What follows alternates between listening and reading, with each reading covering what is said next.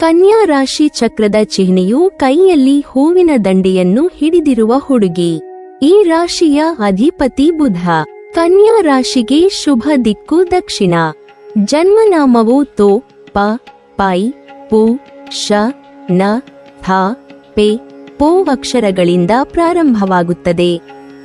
ಉತ್ತರ ಫಲ್ಗುಣಿ 2, 3, 4 ಪಾದಗಳು, ಹಸ್ತ 4 ಪಾದಗಳು, ಚಿತ್ತ ನಕ್ಷತ್ರ 1, 2 ಪಾದಗಳಲ್ಲಿ ಜನಿಸಿದವರ ಕನ್ಯಾ ರಾಶಿ. ಇದು ಭೂಮಿಯ ಅಂಶದ ರಾಶಿಚಕ್ರದ ಚಿಹ್ನೆ. ಇದರ ಮಂಗಳಕರ ಬಣ್ಣ ಹಸಿರು. ಅದೃಷ್ಟ ಸಂಖ್ಯೆ 5. ಈಗ ನಿಮಗೆ ಗುರುಬಲ ಶನಿಬಲ ಎಲ್ಲವೂ ಇದೆ. ಈಗ ಸಮಯ ಆಹ್ಲಾದಕರವಾಗಿದೆ. ಆದರೆ ರಾಹು ಕೇತುಗಳ ಪ್ರಭಾವ ನಿಮ್ಮ ರಾಶಿಯ ಮೇಲೆ ಇರುವುದರಿಂದ ಅನಾರೋಗ್ಯ ಕಾಡುತ್ತದೆ. ನಿಮ್ಮ ದೇಹದ ಖಾಸಗಿ ಭಾಗಗಳಲ್ಲಿ ಅಲರ್ಜಿ, ಮೂತ್ರ ಸಂಬಂಧಿ ತೊಂದರೆ ಕಾಣಿಸಿಕೊಳ್ಳಬಹುದು. ನಿರ್ಲಕ್ಷ್ಯ ಮಾಡದೆ ವೈದ್ಯರಿಗೆ ತೋರಿಸಿ. ಮುಂದಿನ ದಿನಗಳಲ್ಲಿ ಶನಿಯ ಬದಲಾವಣೆ ಹಾಗೂ ಗುರು ಬದಲಾವಣೆ ನಿಮಗೆ ಅಷ್ಟೊಂದು ಶುಭದಾಯಕವಾಗಿಲ್ಲ. ಕನ್ಯಾ ರಾಶಿಯವರಿಗೆ ಹಣಕಾಸಿನ ವಿಚಾರದಲ್ಲಿ ಸ್ವಲ್ಪ ಮಟ್ಟಿಗೆ ಸಮಸ್ಯೆಗಳನ್ನು ನೀಡಬಹುದಾಗಿದೆ. ಆದಷ್ಟು ನೀವು ಈ ಸಂದರ್ಭದಲ್ಲಿ ಅನಗತ್ಯ ಖರ್ಚುಗಳನ್ನು ನಿಯಂತ್ರಿಸಬೇಕಾಗಿ ಬರುತ್ತದೆ. ಖರ್ಚು ವೆಚ್ಚಗಳು ಅಧಿಕವಾಗಿರುತ್ತವೆ. ಬುದ್ಧಿವಂತಿಕೆಯಿಂದ ಹಣಕಾಸಿನ ಮೇಲೆ ನಿಯಂತ್ರಣ ಗಳಿಸುವಿರಿ. ವಿರೋಧಿಗಳಿಗೆ ಹಣಕಾಸಿನ ನೆರವನ್ನು ನೀಡಬೇಕಾಗುತ್ತದೆ. ಹಣಕಾಸಿನ ವ್ಯವಹಾರದಲ್ಲಿ ಲಾಭವಿರುತ್ತದೆ.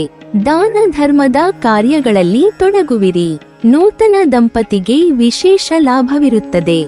ವಿದ್ಯಾರ್ಥಿಗಳು ಕಲಿಕೆಯಲ್ಲಿ ವಿಶೇಷ ಸಾಧನೆ ಮಾಡುತ್ತಾರೆ. ಕುಟುಂಬದ ಹೆಣ್ಣು ಮಕ್ಕಳು ವೈಭವದ ಜೀವನ ನಡೆಸುತ್ತಾರೆ. ವ್ಯಾಪಾರ ವ್ಯವಹಾರದಲ್ಲಿ ಲಾಭದ ಕೊರತೆ ಇದ್ದರೂ ತೊಂದರೆ ಇರುವುದಿಲ್ಲ. ನಿರುದ್ಯೋಗಿಗಳಿಗೆ ಉದ್ಯೋಗ ದೊರೆಯುತ್ತದೆ. ಆರೋಗ್ಯದಲ್ಲಿ ಚೇತರಿಕೆ ಕಂಡುಬರುತ್ತದೆ. ಕುಟುಂಬದ ಸದಸ್ಯರ ಜೊತೆಯಲ್ಲಿ ವಿದೇಶ ಪ್ರಯಾಣ ಮಾಡುವಿರಿ.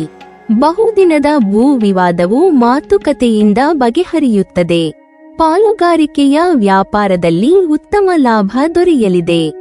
ಫೆಬ್ರವರಿ ತಿಂಗಳ ನಂತರ ನೀವು ಆರ್ಥಿಕವಾಗಿ ಸಾಕಷ್ಟು ಲಾಭಗಳನ್ನು ಸಂಪಾದಿಸುವಂತಹ ಸಾಧ್ಯತೆಗಳು ವೈದ್ಯಕ ಜ್ಯೋತಿಷ್ಯ ಶಾಸ್ತ್ರದ ಪ್ರಕಾರ ಕಂಡುಬರುತ್ತಿವೆ.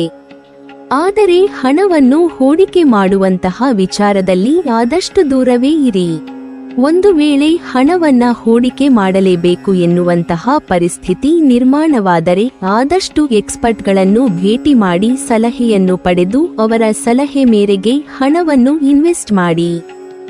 ಒಂದು ವೇಳೆ ನಿಮಗೆ ಬರಬೇಕಾಗಿರೋ ಹಣ ಎಲ್ಲಾದರೂ ಸಿಕ್ಕಿಬಿದ್ದಿದ್ರೆ ಈ ಸಂದರ್ಭದಲ್ಲಿ ಸಿಗುವಂತಹ ಸಾಧ್ಯತೆ ಹೆಚ್ಚಾಗಿದೆ.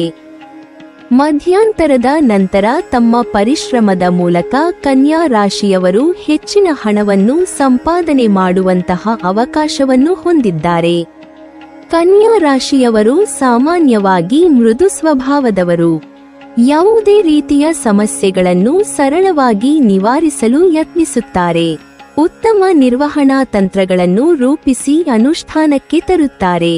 ಪ್ಲಾನಿಂಗ್ನಲ್ಲಿ ಉತ್ತಮ ಪ್ರತಿಭೆ ಇರುತ್ತದೆ. ತಾವೇ ರೂಪಿಸಿದ ಯೋಜನೆಗಳ ಆಧಾರದ ಮೇಲೆ ಯಾವುದೇ ಕೆಲಸವನ್ನು ಸರಾಗವಾಗಿ ಮಾಡಲು ಇಷ್ಟಪಡುತ್ತಾರೆ. ಯಾರನ್ನೂ ಸುಲಭವಾಗಿ ನಂಬುವುದಿಲ್ಲ. ತಮ್ಮ ಕೆಲಸವನ್ನು ತಾವೇ ಸ್ವತಃ ಮಾಡಿಕೊಳ್ಳಲು ಇಷ್ಟಪಡುತ್ತಾರೆ. ಸ್ವಭಾವತಃ ಶಾಂತಿಪ್ರಿಯರು.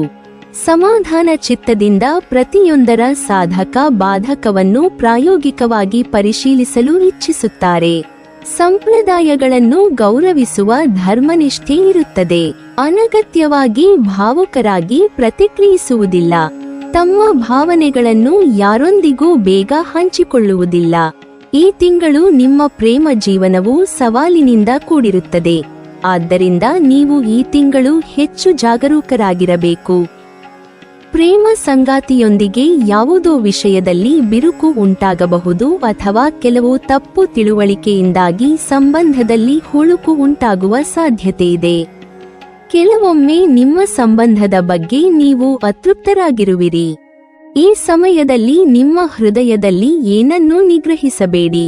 ಪಾಲುದಾರರೊಂದಿಗೆ ಯಾವುದೇ ರೀತಿಯ ವಾದವಿದ್ದರೆ ನಂತರ ಅದನ್ನು ಒಟ್ಟಿಗೆ ಪರಿಹರಿಸಲು ಪ್ರಯತ್ನಿಸಿ. ಕೋಪಗೊಳ್ಳುವ ಬದಲು ಶಾಂತವಾಗಿ ವಿಷಯಗಳನ್ನು ಪರಿಹರಿಸಲು ಪ್ರಯತ್ನಿಸಿ. ಈ ಸಮಯದಲ್ಲಿ ನಿಮ್ಮ ಸಂಗಾತಿಯ ಮೇಲೆ ಯಾವುದೇ ರೀತಿಯ ಒತ್ತಡವನ್ನು ಹೇರಬೇಡಿ ಅಥವಾ ಅವರ ಮೇಲೆ ನಿಮ್ಮ ಅಭಿಪ್ರಾಯಗಳನ್ನು ಹೇರಲು ಪ್ರಯತ್ನಿಸಬೇಡಿ. ಪ್ರೀತಿಯ ಸಂಗಾತಿಯ ಭಾವನೆಗಳನ್ನು ಅರ್ಥಮಾಡಿಕೊಳ್ಳಿ. ನಿಮ್ಮ ಪ್ರೀತಿಪಾತ್ರರ ಜೊತೆ ನೀವು ಪ್ರಣಯ ಕ್ಷಣಗಳನ್ನು ಕಳೆಯುವ ಇಂತಹ ಅನೇಕ ಸಂದರ್ಭಗಳು ಸಹ ಬರುತ್ತವೆ. ಒಟ್ಟಿಗೆ ನೀವು ಎಲ್ಲೋ ಪ್ರವಾಸಕ್ಕೆ ಹೋಗಬಹುದು. ಇದು ನಿಮ್ಮಿಬ್ಬರ ನಡುವಿನ ಸಂಬಂಧವನ್ನು ಗಟ್ಟಿಗೊಳಿಸುತ್ತದೆ. ಸಂಗಾತಿಯ ನಂಬಿಕೆಯನ್ನು ಕಾಪಾಡಿಕೊಳ್ಳಿ. ಈ ತಿಂಗಳು ನಿಮ್ಮ ವೃತ್ತಿಜೀವನದಲ್ಲಿ ಯಶಸ್ಸನ್ನು ಪಡೆಯಲು ನೀವು ಶ್ರಮಿಸುತ್ತೀರಿ. ನಿಮ್ಮ ವೃತ್ತಿಜೀವನದಲ್ಲಿ ನೀವು ಯಶಸ್ವಿ ಫಲಿತಾಂಶಗಳನ್ನು ಪಡೆಯುತ್ತೀರಿ. ಆದರೆ ಈ ಫಲಿತಾಂಶಗಳಿಂದ ನೀವು ತೃಪ್ತರಾಗುವುದಿಲ್ಲ. ಕ್ಷೇತ್ರದಲ್ಲಿ ನಿಮ್ಮ ಕಠಿಣ ಪರಿಶ್ರಮವು ನಿಮಗೆ ಹೊಸ ಗುರುತನ್ನು ನೀಡುತ್ತದೆ. ಹೊಸ ಸ್ಥಳದಲ್ಲಿ ಕೆಲಸ ಮಾಡುವ ಅವಕಾಶವೂ ನಿಮಗೆ ಸಿಗಲಿದೆ.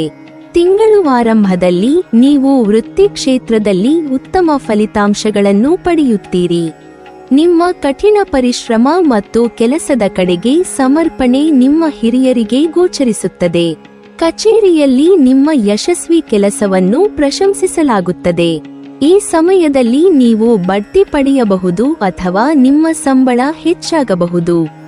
ಇದು ನಿಮ್ಮ ವೃತ್ತಿಜೀವನಕ್ಕೆ ಅತ್ಯುತ್ತಮವಾಗಿರುತ್ತದೆ. ಆದರೂ ನೀವು ಸ್ವಲ್ಪ ಜಾಗರೂಕರಾಗಿರಬೇಕು.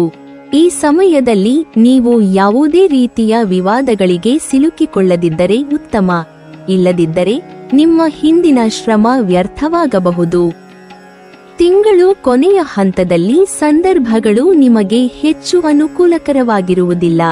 ಈ ಸಮಯದಲ್ಲಿ ನಿಮ್ಮ ಸಹೋದ್ಯೋಗಿಗಳಿಂದ ನೀವು ಭಿನ್ನಾಭಿಪ್ರಾಯಗಳನ್ನು ಹೊಂದಿರಬಹುದು. ಇದರ ಹೊರತಾಗಿ ಕಂಪನಿಯಲ್ಲಿ ಯಾರಾದರೂ ನಿಮ್ಮ ವಿರುದ್ಧ ಸಂಚು ಮಾಡಬಹುದು. ಆದ್ದರಿಂದ ಜಾಗರೂಕರಾಗಿರಿ. ಹಾಗಾಗಿ ಆರೋಗ್ಯದಲ್ಲಿ ಯಾವುದೇ ವ್ಯತ್ಯಾಸ ಆದರೂ ನಿರ್ಲಕ್ಷ್ಯ ಸಲ್ಲದು. ಮುಂದೆ ರಾಹುವಿನ 6ನೇ ಮನೆಗೆ ಪ್ರವೇಶ ನಿಮಗೆ ಸ್ವಲ್ಪ ಮಟ್ಟಿಗೆ ವಾತಾವರಣ ತಿಳಿಮಾಡುತ್ತದೆ. ಜೀವನ ಹಗುರ ಎನಿಸುತ್ತದೆ. ಹಣಕಾಸು ಸ್ಥಿತಿ ಸುಧಾರಿಸುತ್ತದೆ. ಈ ತಿಂಗಳ 14ರ ನಂತರ ಸೂರ್ಯ 6ನೇ ಮನೆಗೆ ಬರುತ್ತಾನೆ. ಆಗ ನಿಮಗೆ ಶುಭ ಫಲಗಳ ನಿರೀಕ್ಷೆ ಮಾಡಬಹುದು. ಕನ್ಯಾ ರಾಶಿಯ ವಿದ್ಯಾರ್ಥಿಗಳಿಗೆ ಈ ತಿಂಗಳು ಸ್ವಲ್ಪ ದುರ್ಬಲವಾಗಿದೆ. ಈ ತಿಂಗಳು ನಿಮ್ಮ ಅಧ್ಯಯನದಲ್ಲಿ ನೀವು ಸವಾಲುಗಳನ್ನು ಎದುರಿಸಬೇಕಾಗಬಹುದು. ವಿದ್ಯಾರ್ಥಿಗಳಿಗೆ ತಮ್ಮ ಅಧ್ಯಯನದಲ್ಲಿ ಆಸಕ್ತಿ ಕಡಿಮೆಯಾಗಲಿದೆ. ಆದಾಗ್ಯೂ ಸ್ಪರ್ಧಾತ್ಮಕ ಪರೀಕ್ಷೆಗಳಿಗೆ ತಯಾರಿ ನಡೆಸುತ್ತಿರುವ ವಿದ್ಯಾರ್ಥಿಗಳಿಗೆ ಸಮಯವು ಉತ್ತಮವಾಗಿರುತ್ತದೆ. ಈ ಮಧ್ಯೆ ಪರೀಕ್ಷೆ ಇದ್ದರೆ ಅದರಲ್ಲಿ ಯಶಸ್ಸು ಗಳಿಸಬಹುದು. ಪರೀಕ್ಷೆಯಲ್ಲಿ ಉತ್ತೀರ್ಣರಾಗಲು ನೀವು ದೇವರ ಪ್ರಾರ್ಥನೆಯನ್ನು ಹೆಚ್ಚು ಅವಲಂಬಿಸುತ್ತೀರಿ. ಈ ಸಮಯದಲ್ಲಿ ನೀವು ಧಾರ್ಮಿಕ ಸಾಹಿತ್ಯವನ್ನು ಸಹ ಓದಬಹುದು. ಹೊಸ ಭಾಷೆಯನ್ನು ತಿಳಿದುಕೊಳ್ಳಲು ಮತ್ತು ಕಲಿಯಲು ನೀವು ಆಸಕ್ತಿಯನ್ನು ತೋರಿಸುತ್ತೀರಿ. ಭಾಷಾ ಸಂಬಂಧಿತ ಕೋರ್ಸ್ಗಳನ್ನು ಅನುಸರಿಸುತ್ತಿರುವ ವಿದ್ಯಾರ್ಥಿಗಳು ಈ ತಿಂಗಳು ಪ್ರಯೋಜನಗಳನ್ನು ಪಡೆಯುವ ಸಾಧ್ಯತೆಯಿದೆ.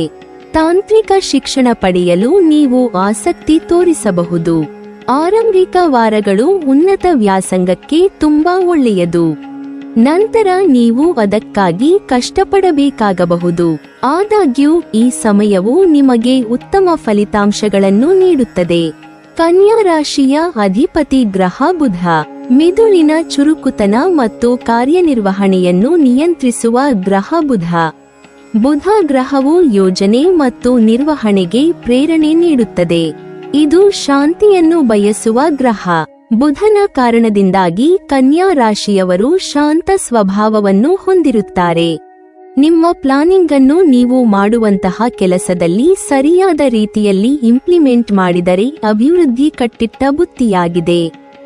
ಈ ನಡುವೆ ಉದ್ಯೋಗದಲ್ಲಿ ಸಾಕಷ್ಟು ಬದಲಾವಣೆಗಳು ನಡೆಯುವಂತಹ ಸಾಧ್ಯತೆ ಇವೆ.